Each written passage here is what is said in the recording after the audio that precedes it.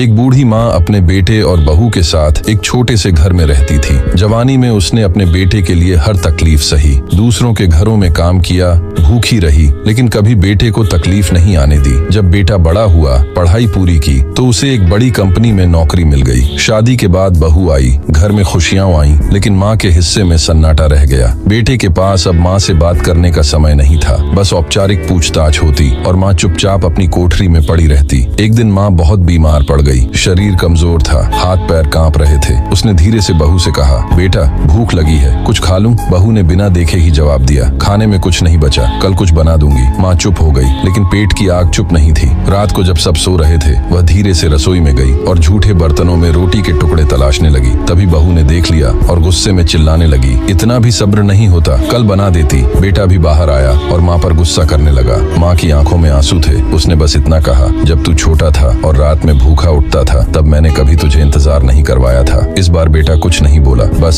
सिर झुका लिया। लेकिन तब तक बहुत देर हो चुकी थी, क्योंकि ये बात माँ के दिल पर लग गई थी। माँ की सूखी आंखें अब हमेशा के लिए बंद हो चुकी थीं। माँ की भूख सिर्फ रोटी की नहीं होती, प्यार और सम्मान की भी होती है। तो दोस्तों, अभी लाइक और सब्सक्राइब करें ऐसे ही दिल छू लेने वाली कहानियों के लिए।